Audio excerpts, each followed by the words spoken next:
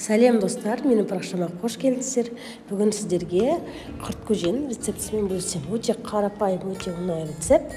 Тұмау кезінде ең күшті дәрі осы. Керек ингредиенттер: сүзбелі құрт, ұн және қолын майы, және салқын су.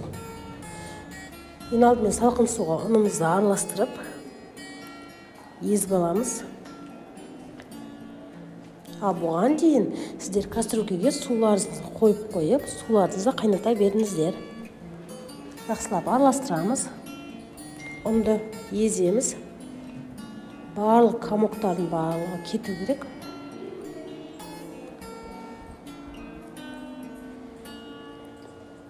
Қасықпен толық жақсылап араластырып алдым. Енді венчикті пайдалануға тура келеді. Венчикпен жақсылап араластырып, барлық комоктар барлығын езіп алдым. Ал мен сұйықтығым дайын болып қалды. Суым да қайнады. Енді жаңағы сұйықтығымызды құямыз да сол қалпында венчикпен араластырып аламыз. Жақсылап араластырып тұрамыз. Арасында комок болса, оны сүзіп алып тастай қойыңыздар. Жақсылап араластырамыз венчикпен. Қайнағанын күтеміз. Үстіне тұз қосамыз. Мен үлкен қасықпен жарты қасық тұз қостым. Араластырамыз.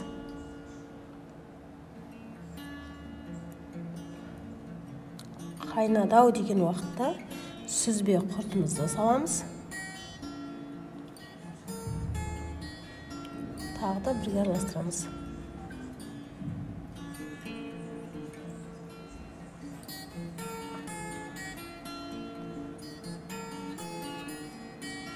Жақсылап араластырып аламыз. Үстінен қолын майын саламыз. Және тағы да араластырамыз. Ал біздің құрт көжеміз дайын болып қалды. Жақсылап араластырып, құртымызды ыдыстарыңызға құйып алсаңыздар болады. Сапырып араластырсаңыздар.